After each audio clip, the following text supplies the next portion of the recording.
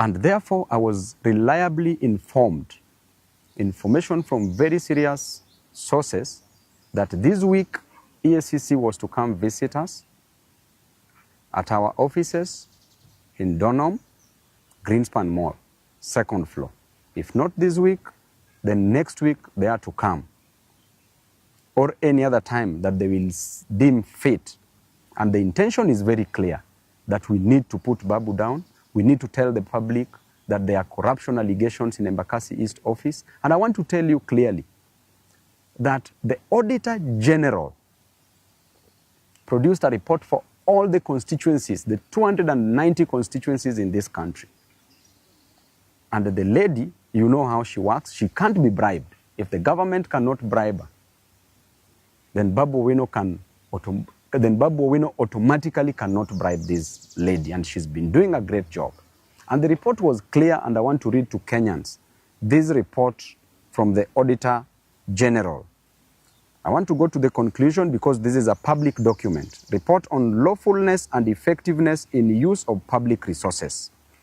Conclusion. As required by Article 229, Sub-Article 6 of the Constitution, based on the audit procedures performed, except for the matter described in the basis for conclusion on lawfulness and effectiveness in use of public resources section of my report, I confirm that nothing else has come to my attention to cause me, the Auditor General, to believe that public resources have not been applied lawfully and in an effective way.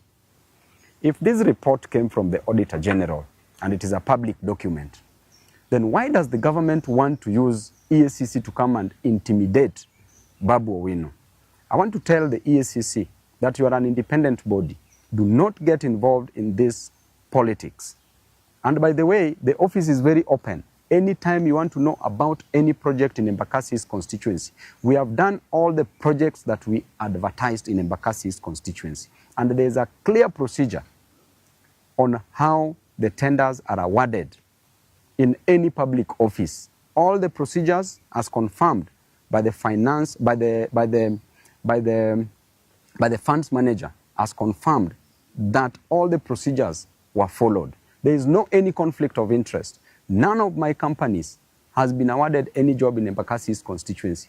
None of my friends' companies has been awarded in Embakasi's constituency because there's a laid down procedure on procurement process. And in the procurement process, in that committee, there's a person that comes from the public works. Public works is an appendage of the national government. There's a person that comes, there's a procurement officer that comes from Nyayo House under the Ministry of Interior, that is Office of the President, directly, who determines who is to be given what. And in this country, if you are in opposition, there's nothing you can influence, even if you wanted to influence. And therefore, if the government wants to come for me, I want to tell you that you've come for me severally. This is not any news to me. I have faced so many things within the court corridors. And now you have decided that you want to come just with an intention to soil, to pollute the otherwise good name of the best member of parliament in this country. Why would members of Embakasi's constituency vote to rank me as the best member of parliament in this country if there were fraud cases? I want to remind you that my mother did not give birth to a thief.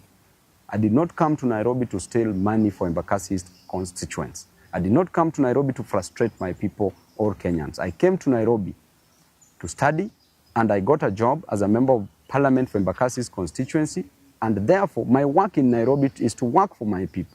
My work in Nairobi is to ensure that my people goes to school, our children goes to school, and there is no any constituency in this country that gives bursary in the most transparent way like Embakasi's constituency. I go there, I produce forms to every ward, issue forms. This other one, 2024-2025, we had 25,000 applicants. I went back with checks, issued checks to some of the constituents. The ones who are remaining, I promised that I will not go back to issue forms until I go back with the checks.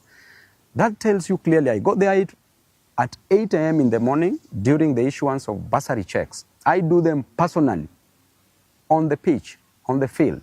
So there is nothing. So EACC, we know the officers that are being used. both at the national level and at the county level. You need to start investigating the county of Nairobi where money is stolen on a single second, single minute, single day, single month. Money is stolen, money is lost from the county. Do not come to disturb people in Embakasi's constituency. And if you want to come, go and check all the projects. Look at the Donholm Secondary School. Perfectly done. Look at Tasia that you want to stop now that you don't want us to build. Tasia Primary School. It has not even been awarded. The tender was just put up the other day, was advertised the other day. It has not been awarded. And now we are being informed that you want to stop the construction of that school. Why would you do that? Why are you an enemy of progress as a government? We were elected to work, and I was elected by my people to work, and I have an independent mind to work. I will not suspend my brains to support any other person, no matter how much you coerce me. It doesn't matter.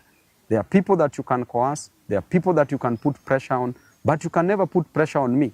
I know where I'm going, and I will reach there no matter what. It doesn't matter. And I want to tell you, the EACC, keep off this war. This is not your war. Don't be used, don't be misused, don't be abused into doing things that is not within your mandate. Right now, why don't you go and consult with the Auditor General on this report? Why do you want to come and intimidate people in Embakasi's constituency? And after all, the much you can do is just to take somebody to court. What else can you do? So mwachane na upuzi na ujinga mingi watu wa EACC. Thank you.